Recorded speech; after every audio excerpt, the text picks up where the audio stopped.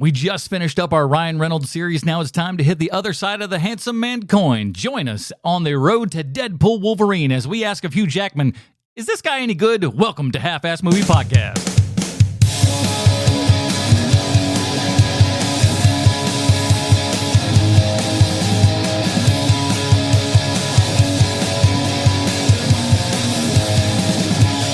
Ladies and gentlemen, welcome back to Half-Ass Movie Podcast, a show where we put together a half-ass theme as an excuse to watch movies. My name is Adam Portress, and I'm joined today by a man who's in a scrapyard far more than one might suspect, Sweet Sean Kovacs from the internet. I truly am. I go to scrapyards a lot.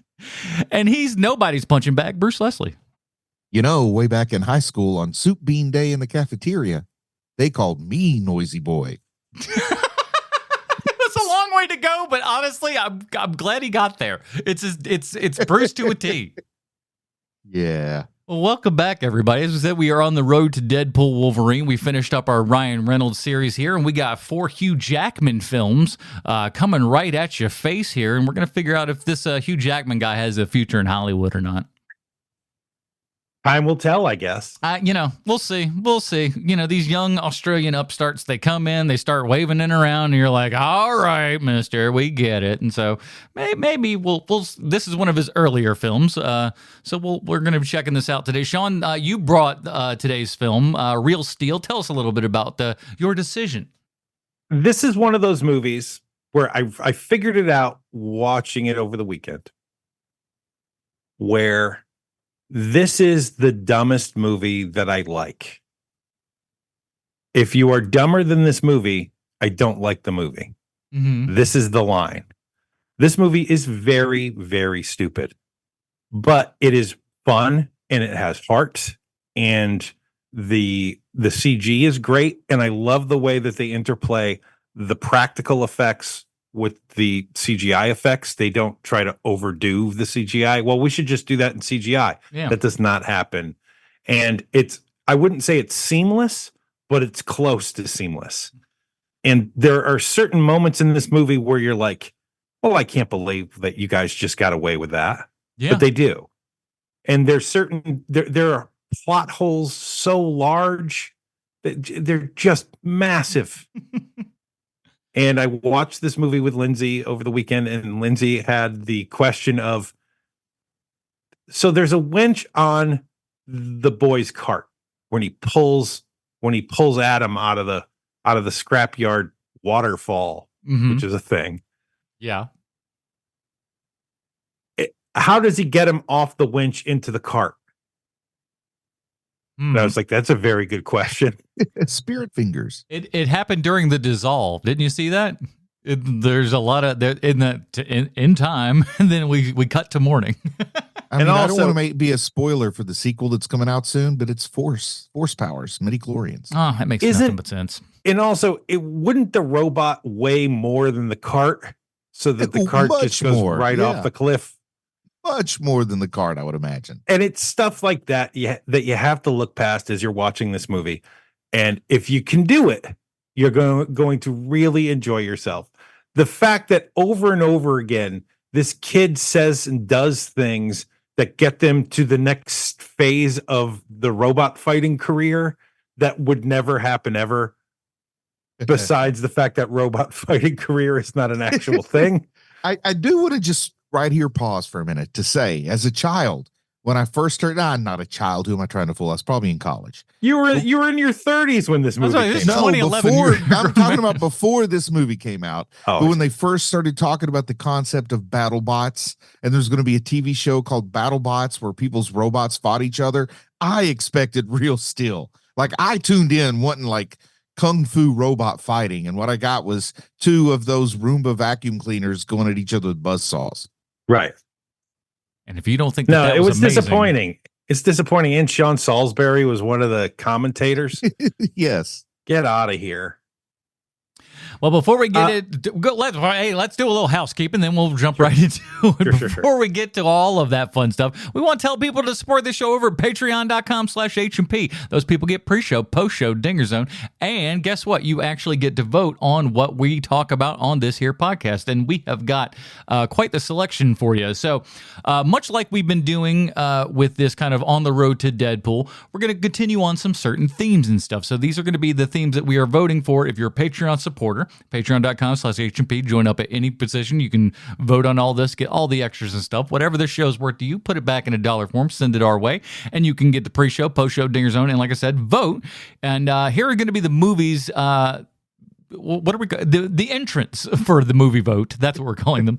We got to figure out a better name, I'm sure. Which actor? The candidates. Which actor are we going to say? Which actor candidates are we going to check out the next month, or the month after? This and everything.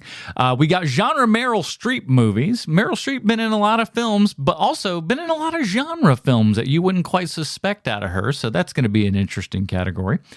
We got Burt Reynolds Driver. So that's just Burt Reynolds movies where he's just driving a lot of crazy stunts and stuff like that. Maybe that. Can I change the title of that to Burt Reynolds on Wheels? Burt Reynolds on Wheels. Let me write it down just so we can keep it right. And because I would forget and never look at it ever again. That's how I work. And then our last one is our last category: headliner Matthew Broderick. Do we want to tell them exactly what that is? I feel like we do. Yeah, we should say. Okay, so go ahead. Well, Matthew Broderick's name is the first name on the poster. Yes, but it's the last time that Matthew Broderick's name was ahead of a co-star. Yes. So 3 very interesting categories. Like when we were narrowing down the ones that we were going to do for voting and everything, I was thinking, I don't know which one of these I would prefer to get chosen and everything. So I think we got a really good slate of movies for you. Genres, actors. It's just actors. The actors from you guys to choose from that we'll cover next month. So head on down to patreon.com/HMP. Join up at any price, and we appreciate you guys. And if you can't do that, just go on down to the iTunes, drop us a 5-star review, a.k.a. Humdinger. And, we appreciate you. Let's get into, or send us an email also, halfasspod@gmail.com. Here's the plot line for Real Steel. As we all know, IMDb 100% correct in everything they say and or do. In the near future, robot boxing is a top sport, and struggling ex-boxer feels that he's found a champion in a discarded robot. This is written by Dan Gilroy, who did the story. He wrote Free Jack, 2 for the Money, The Fall, The Bourne Legacy, my favorite movie of 2014, Nightcrawler. He also did Kong Skull Island, Roman J. Esquire, and one of the only good things to come out of Disney's Star Wars, Andor. Also co-written by story by Jeremy Levin, who wrote Playing for Keeps. Don Juan DeMarco. Still haven't forgiven that movie for putting Bryan Adams on us like that. Not good. He also did The Legend of Bagger Vance and a little film called The Notebook. Not too bad. This is based upon a short story by Richard Matheson. You know him. I Am Legend, tons of Twilight Zone, Outer Limits. He wrote Steven Spielberg's first movie, Duel, Incredible Shrinking Man, Stir of Echoes, and of course his best crowning achievement is Jaws 3D, of course. Directed by Sean Levy, who did The Secret Life of Alex Mack. I had a crush on that girl when I was a kid.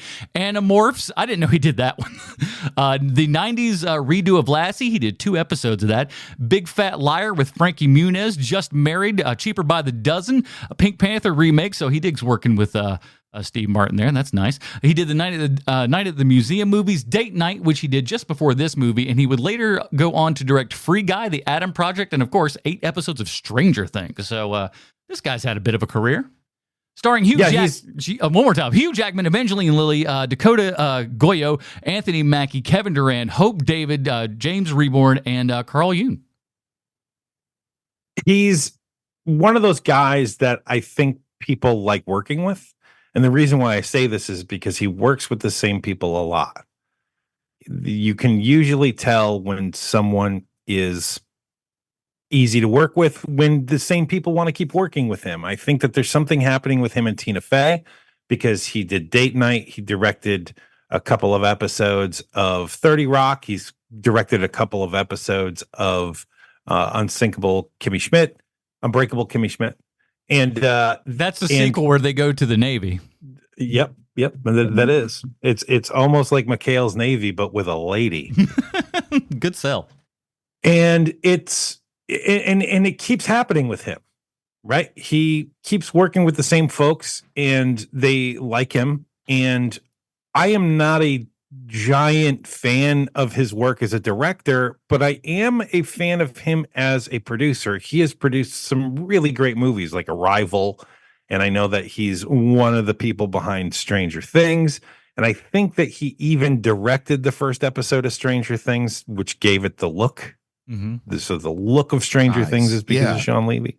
And that is a beautiful look too. So it is. I didn't realize that the Duffer Brothers handed that kind of control over that early on, because I don't know a lot about the creative process in that show. Nor I, but I think that that's probably the case. But I may be speaking out of school. Yeah, it's just, if he laid down the groundwork, was very smart to follow it, because I love that first season. I mean, I like the whole show, but that first season in particular is like legendary TV. Show movies like Dear Half-Ass Movie Podcast, if that's what you want to call yourself. Why would you write this about me? I mean, Night at the Museum is fine. Yeah. They are what they are, and they're fun little kids movies that are like they're not amazing. They're serviceable. I feel like, you know what? They look good. They're well made. They're very competent. It's easy to phone that crap in, and they didn't. And they made money. That's the biggest thing. You don't make 3 of those movies if the first one don't make money and the second one don't make money. And with the cast they have, to make money, you really got to make money. It's not like we made $12 million on 2. It's like, oh, we got Ben Stiller and Robin Williams and, Owen Wilson. Like, you got a lot of folk up in there, man. And Kevin Durant as well. I forgot about him being in that also. So, yeah. Levy loves that guy. Yeah, we'll talk about him and stuff. So, ultimately, this movie is kind of like Rocky meets Robots with a father-son story. This is absolutely a sports story. I mean, it functions as one. It's shot like one. And it has the same beats as one, where you've got a guy down on his luck. Then, due to circumstances, he's even worse off than when we started. And then through happenstance and good luck, he starts rising up the ranks. And that's where we're at, to the point where at the end of the movie, like, don't get me wrong, I really, really like this movie. This is the dumbest movie I really like. But it is so formulaic. Yes, it's formulaic, but I think formulaic proves you're not super dumb. Right. Like you're not inspired. Okay, you can say a lot of those things, but the movies that are really dumb are when they're even too dumb to understand that there is a formula you can follow and at least look competent, Well, they literally went all the way with the formula on this one, because there's not a single surprise in it. Just think of the horror movies that I watch, Sean, and that's why I can't call this dumb. That's true. But that's the thing, though, and but when you, and I think it's part of the problem that we have with a lot of recent Star Wars and stuff. It's like, we know what we know. We need to have this particular thing here, and that's what makes this work. And this has that. This has the you buy into the world, you buy into the honestly, you buy into it so fast because of one of the strong strengths of this story is following that format, and in as much have an economy of storytelling that 15 minutes in, you have 1000% world built everything. You've told everyone everything you need to know, but not in a sing-songy manner, not in any kind of, you are informed through character motivation and development and everything. It goes by, it's a play by numbers and everything, but as long as the crust that you have around that and everything works, it doesn't matter. Any idea what it was rated? PG-13. Okay, because I think it kind of struggles a little bit between being a children's movie and a grown-ups movie, which, you don't have to expect only one of those people to be your audience, but you got to lean into the tropes of one expectation or the other. Does that make sense? Like Harry Potter is a children's movie, but you don't make that much money without adults buying lots and lots of tickets. Well, that's why they did the smart thing and they went with the sports formula, because that is like a family-friendly formula. But I guess what I was going to say is there's just a little bit where they can't decide if this is the kids movie or if this is like the kids version of Rocky or another adult version of Rocky. And what I mean there is, I think if this were a Fred Savage movie and the kid was the biggest star in it back, you turn the clock back 20 years, Fred Savage is who has to go in and pretend to box and win that final match, not Hugh Jackman. Right. So it's like, well, who's the star of this movie, the kid or the adult? At the end, they decide it's the adult. He's the biggest name. But I do feel like this is a fun movie. But at times, I feel like it couldn't decide if it wanted to be a kids movie or a family movie, which, family movie means kids movie. So it couldn't decide if it wanted to be a kids movie or more of a adult movie. I think this clearly falls into movies for guys. This is a movie that you would see on TNT at the middle of the day, and you there's a chance, of course, we're talking like 2013, 2014 when you still had television, right? But you would stop and you'd be like, oh shit, Real Steel. I'll watch a little bit of this. Sean, it's enough to get you in. I'm going to ask you a question. Would this movie potentially have appeal to Gen Xers who are living out some wish fulfillment about having a better relationship with their father? I'm sorry. You totally passed me by on that. Say that again. I was going to say also to me, and I'm carrying my own baggage into this maybe, but I wanted to ask for your opinion. Could this also be the sort of thing that perhaps appeals to a Gen Xer who's using this as wish fulfillment to have a better relationship with their own father? Oh, I think it's the other way around. I think that this is for Gen Xers, but I think it's to be a better father to your kid. I see. So that's what I'm saying is I don't know if we're coming at it. Yes, I do. We are coming at it from Hugh Jackman's perspective. Yes. I think I want to come from the kid's perspective, more like Sixth Sense or something. And I'm trying to say that they don't make up their mind, but the truth is they did make up their mind. I just didn't make up mine. Here's the difference, Bruce. Here's I think I understand. I think I know the reason why you're conflicted as to like, shouldn't we be looking at the kid or whatever? Isn't this Hugh Jackman's movie? Because it clearly is. But you keep looking at this kid, and there's a reason why. This is a good kid actor. He may not be amazing, but he's pretty darn good. And you know what's crazy about it is that he looks like Jake Lloyd, but he's a far better actor. That's exactly what my wife said. She said, he looks like that Anakin guy. And I was like, holy crap, she's right. Well, boys, let me scroll down to a question that I wrote down earlier today. Let's do an experiment. Let's say that we take this kid in 2011 and take him back at the age of 11 to replace Jake Lloyd in The Phantom Menace. Is it a better movie? If so, and if so, why? By what degree? It's not a better movie. The problems of the movie I will never put on a freaking kid. Yeah. I mean, Jake Lloyd...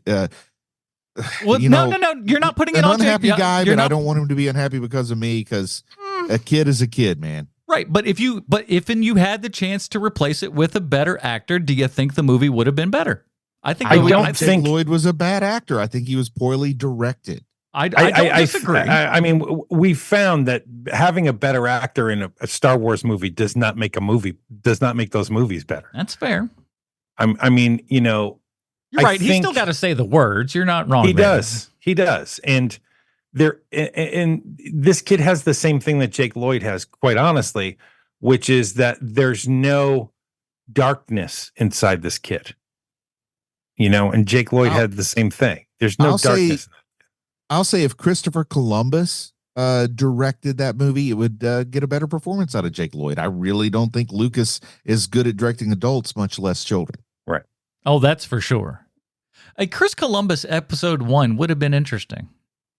Like if you think about like Harry, interesting. If you think about like just the Harry Potter kind of juxtaposition and everything, I don't know. Yeah. I mean, if we're gonna be with the kid, I don't know. I just want him to reanimate Irwin Kershner and make those movies. As far as a director who's good with kids and not in a creepy way, like you can't beat Christopher Columbus. He does he's got a little track record, that fellow. Bring in Dan Snyder for episode 1. But Sean, you mentioned it. Like, one of the best things about this movie is like this thing is 2011, and the mixing of CGI and practical still is just fantastic. It really is. It's not seamless, but it's really close to seamless. And it's almost like Steven Spielberg and Robert Zemeckis were producers on this thing. Yeah. I love the look, man. One thing I'll say is I don't comment a whole lot on special effects, so usually any comments that I do have are positive. And with this, what I kept thinking the whole time I was watching is made in 2011. The effects are probably more pleasing to me than what I saw in Ready Player One, which came out quite a few years later, like 4 or 5 years later.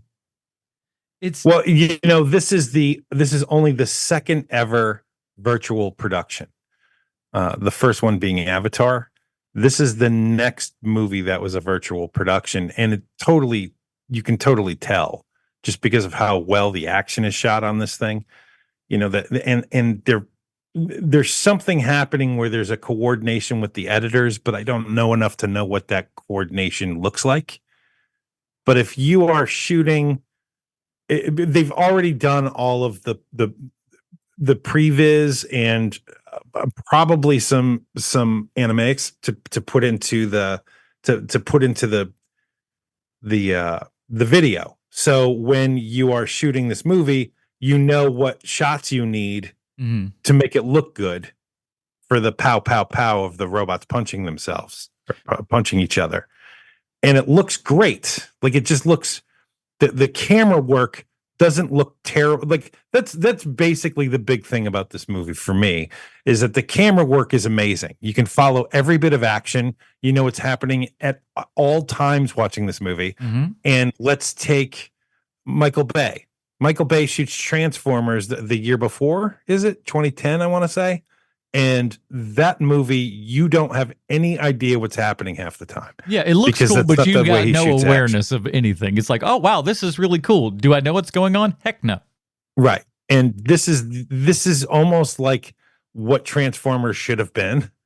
Yeah. And it's far better. It's a much better movie than the first Transformers. And I think that really is that they kind of they lean into that formula, but like the dressing that's around the formula is so good and so kind of unique, and that's ultimately what works. I think that's why Bumblebee is probably the best of all the Transformers movies, is it's the one that kind of feels the most like this to me. Yeah. Yeah. I never really put two and two together till just like this statement here, but yeah, the Bumblebee success, because to me, it's a very successful movie, Bumblebee. Maybe it's built on the shoulders of something like this, which I enjoyed.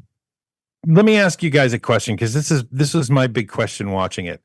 Can you replace Hugh Jackman with someone and have this movie still be as like successfully pulled off as they do in this? I'm going to give a very cliche answer. And I'm going to say you replace him with Ryan Reynolds. It still has an appeal. It's a different movie, but it still has appeal.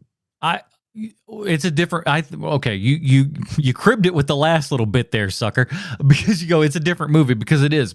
Because if Ryan Reynolds is in this movie, or anybody else, quite frankly, I don't think that emotional heart is there. And that is one of the big things that you see in this movie from every single actor. I am including extras in this as well. Everybody came to play for this movie.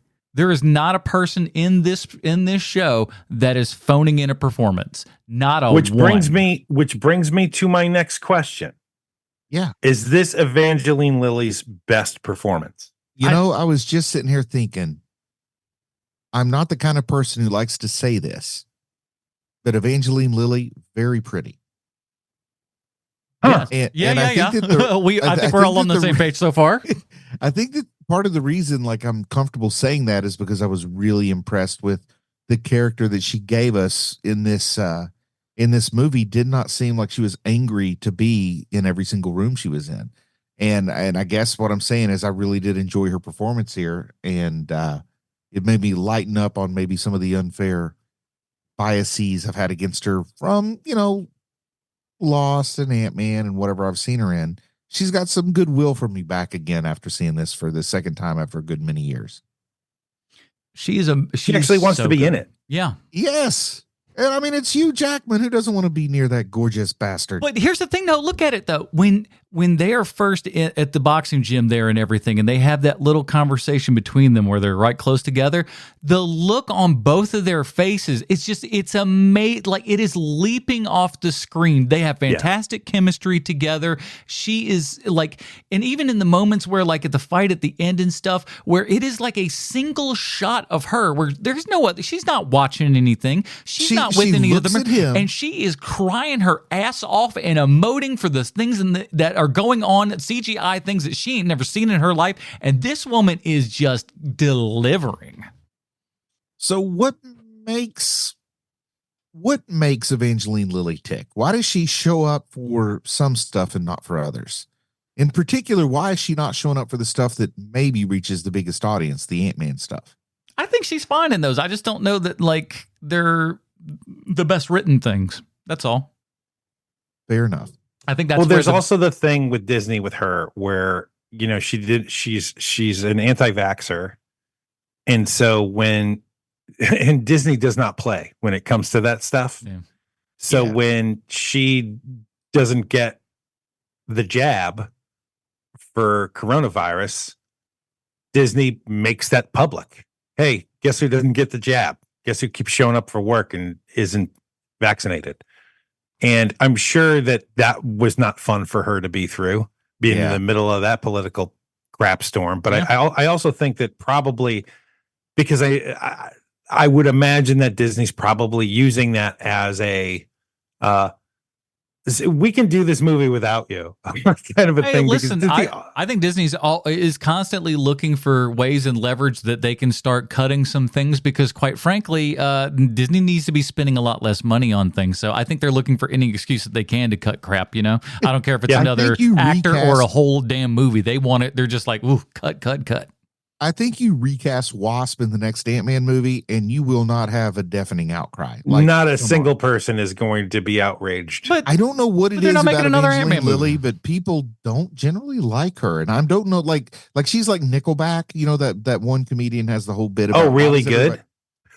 Well, the guy who's like, why did everybody get together and decide to hate Nickelback? Yeah. I don't know what Evangeline Lilly did, but it must have been bad because nobody likes her.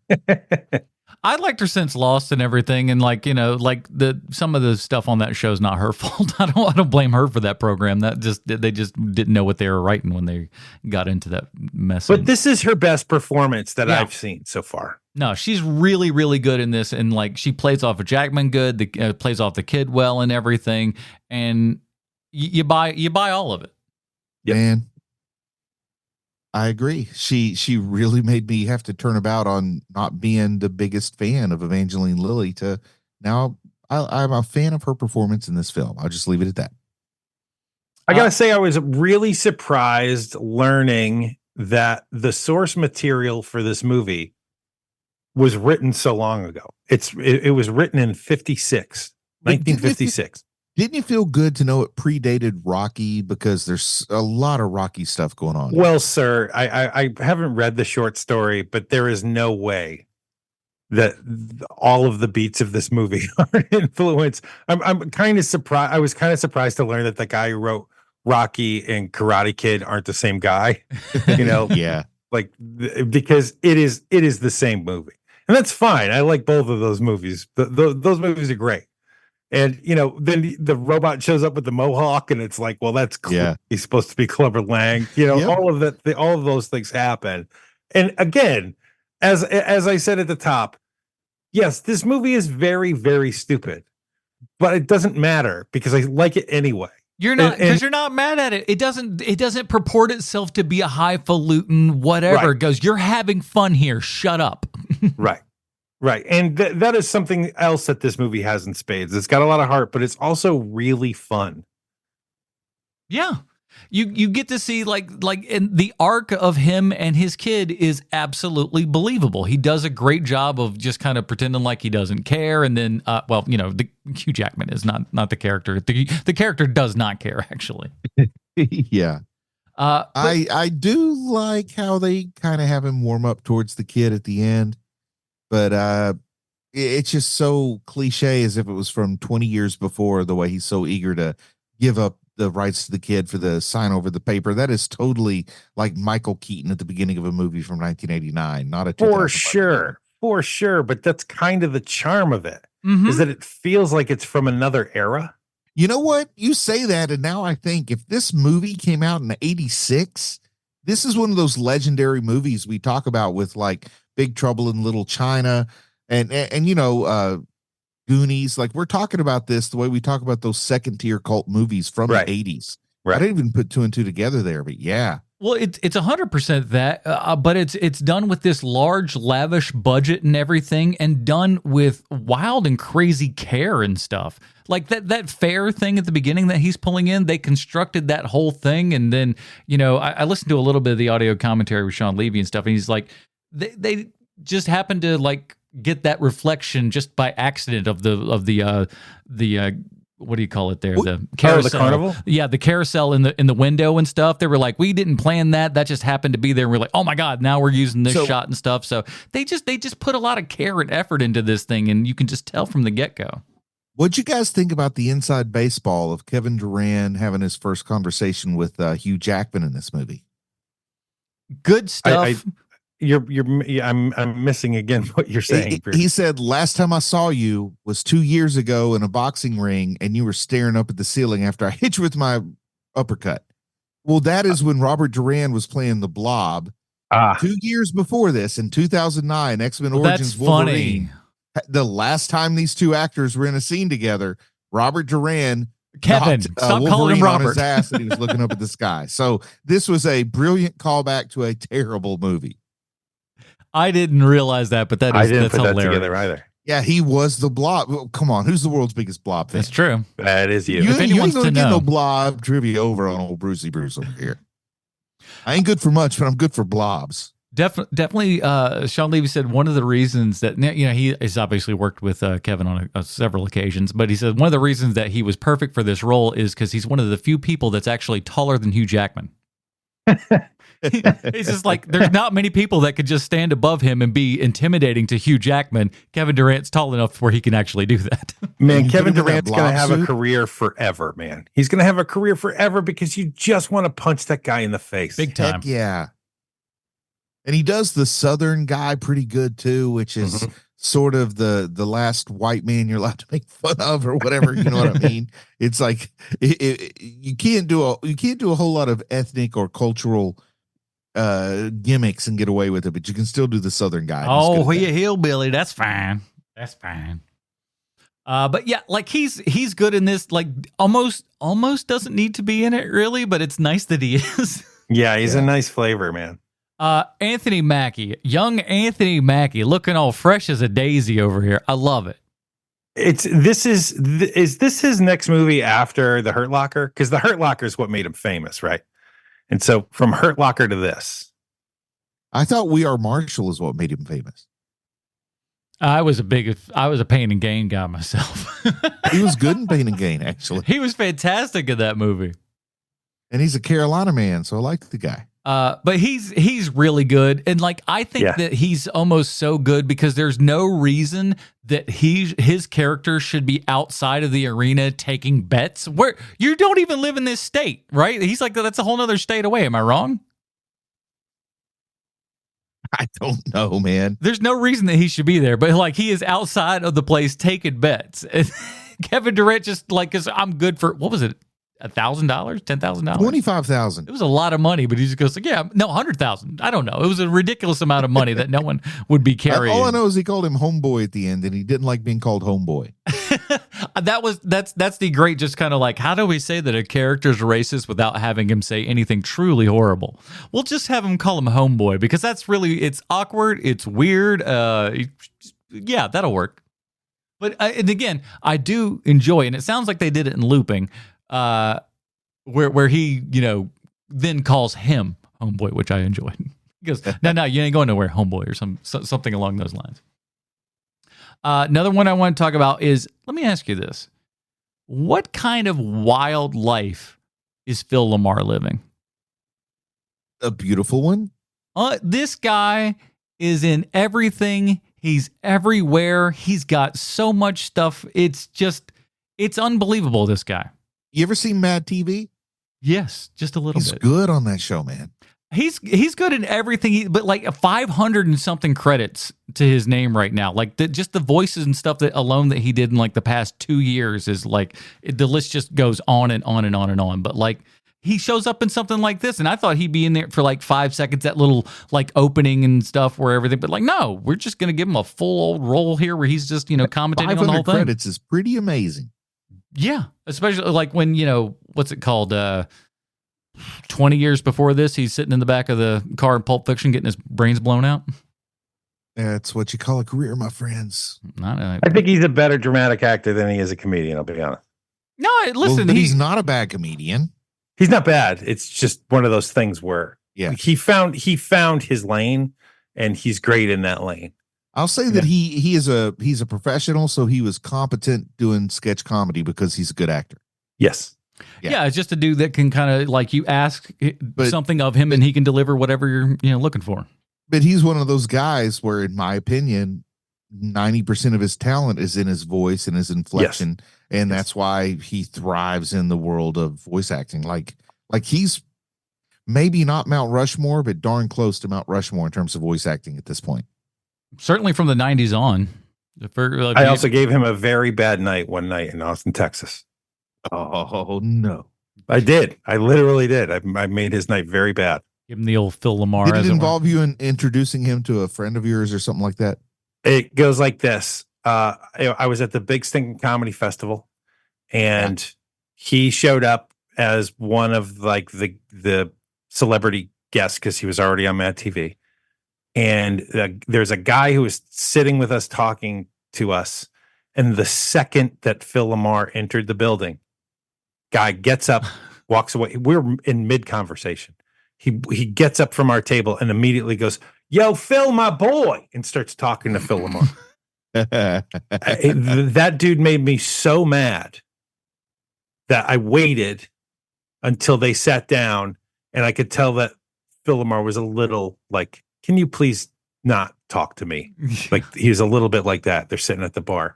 And I say, and I wait. I give it some time, and I go, "Oh, holy hell! I can't believe Mike Myers is here." Dude immediately stops talking to Phil Lamar, turns around and he goes, "Austin Powers is here," and starts walking towards where I said Mike Myers was. Oh my God, you are so evil, dude. And I turned to Phil and I go, "What's up, Phil?" You're evil, man. That is some evilness. Then dude turns back around. I was a very different person when this story happened. dude who got up from mid-conversation with Phil Lamar goes to find Mike Myers, realizes that Mike Myers isn't there. Hey. He comes by our table and he goes, "Oh, you got me good, man. You got me good." And then he went to sit down with Phil Lamar, and Phil puts his hand out. He's like, "No, thank you." And the dude had to walk away. He goes back to the program, Phil. But I did not make Phil's night. No, I could. That's the best part. I love how his instinct isn't like, "Oh, I understand what's going on here." Like he's putting two to two together. No, he just goes, "Well, that didn't work at all. I'm going back to do what my original plan was, which was to bother this man." But you've run into this before. It's the thing where people are famous blind. Like people just get like, there's certain people who just get crazy when they're around famous people, and they're, like any sort of normal human interaction goes straight out the window because there's that feeling of like, I need to grab some of your essence and use it for my career. Like that kind of thing happens. Mm-hmm. And this is one of those guys.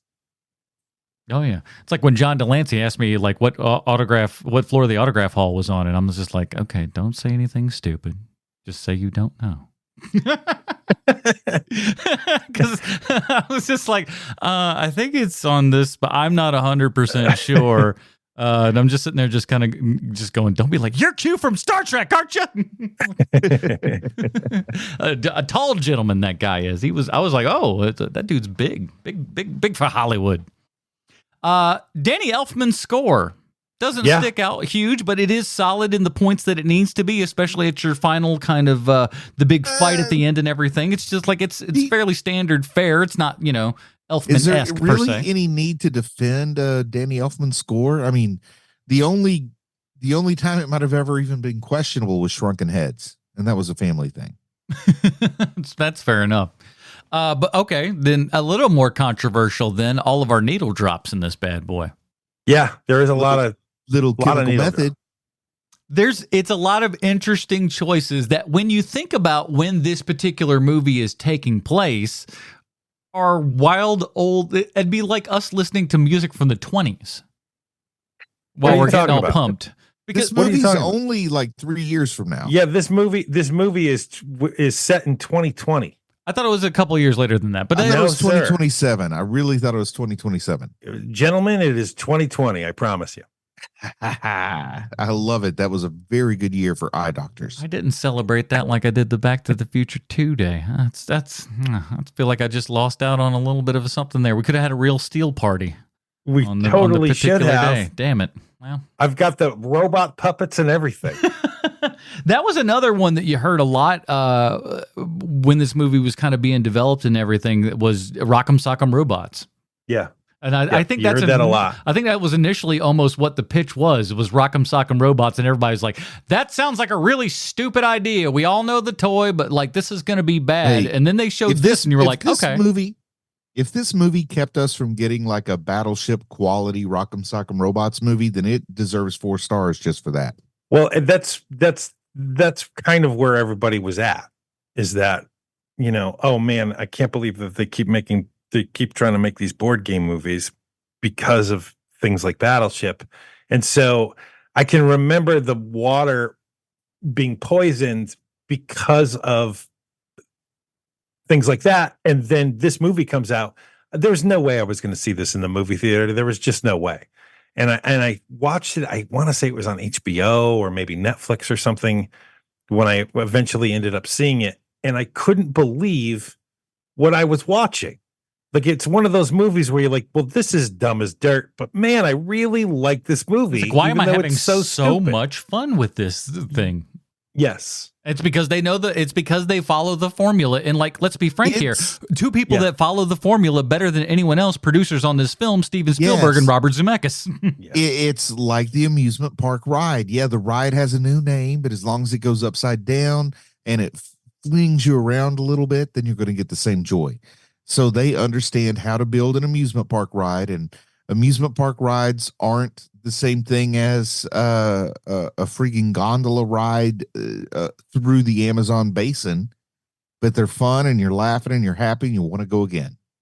What is that YouTuber's name? Jenny Nicholson, the one who did the 4-hour review of the Star Wars hotel. Mm-hmm. She has the greatest line when it comes to Six Flags parks, which is, she said, look, you all know because she's talking about, what you can expect when you go to the Star Wars hotel. And she says something about how, look, it's better than Six Flags, but you guys already know I don't like Six Flags. To me, Six Flags is a bunch of shacks with a carnival out back. I was like, that is the funniest description I have ever heard for Six Flags. It's amazing. No, I use it every day because I live 10 minutes from a Six Flags. It's like Warner Brothers opened up in a back parking lot, and they were like, we got 5 things that we can put on this. That'll work. You guys like Superman, right? They're like, we don't care. Let's half-ass slap Superman's name on this thing. Yeah, it's like, this is the Riddler ride. What makes it the Riddler ride? It's green. Shut your mouth. Well, speaking of half-ass. Why is this movie not out on 4K Blu-ray yet? I watched it. I got it on Blu-ray from like way back in the day and everything. And I've been spoiled lately because this thing looks like poo-poo garbage. It could look so awesome and deserves to, get a little restoration and done up great right. On my Apple Watch. You son of a bitch. But that is part of the problem with me. So I can't talk about the sound on this movie because my receiver gave out this week. Brand new thing, it's not brand new. It's almost less than a year old and everything. So I got to send it off to the repair center in Atlanta. And so I used the TV speakers this week. Ugh, I felt like a dirty plebe. Ugh. Like a commoner. Oh, God, it was felt just like one of us lowly ophthalmologists. Yeah, I mean, it's like, oh, the picture's gigantic, but the sound is just honestly the sound out of the TV. And this is the TCL TV, not too bad for as far as all that goes. Now I can't feel this in my balls. Exactly. Did I ever tell you about the time when the mysterious old man opened up his hand and he had 2 pills, and he's like, 1 pill you get an awesome swimming pool with pool parties, the other pill you get good sound systems, and you've already ran off with the pool party pill. I didn't even finish telling you this one. Ever tell you about that story? No. No. I just made it up.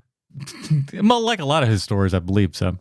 The Dakota Goyo kid, he never really went on to do a whole bunch of other stuff. It's kind of surprising because he's not sort bad. of does, though. He sort of does, because after this, he's in, what is the show he's on?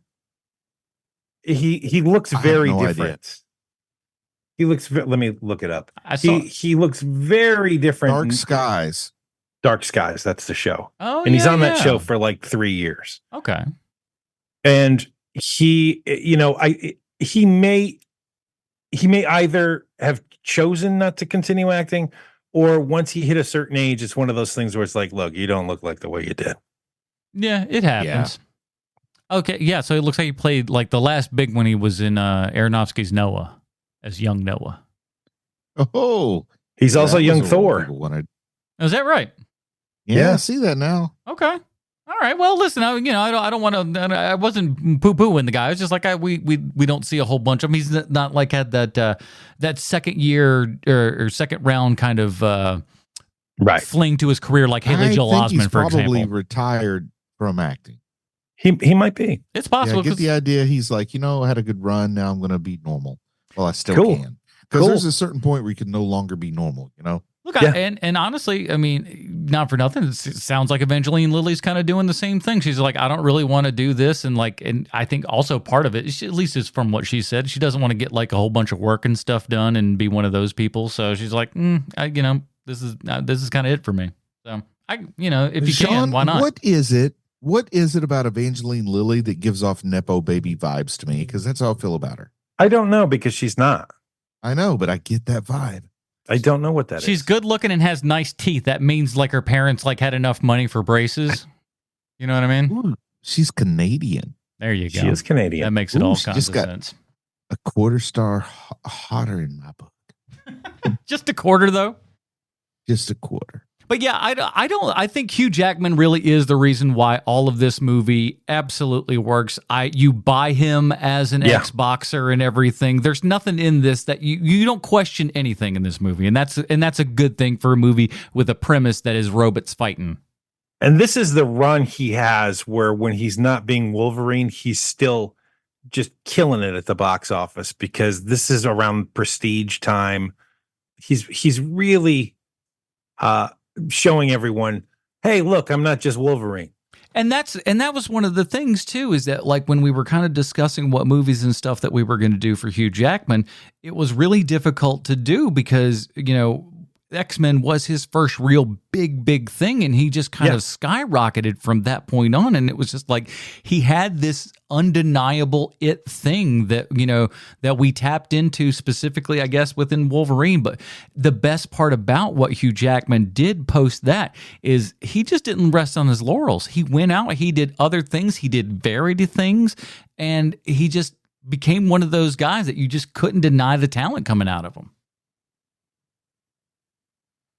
Well, I think given our time limitations, we may want to bring this thing home. All right. So we have to ask ourselves a very important question here.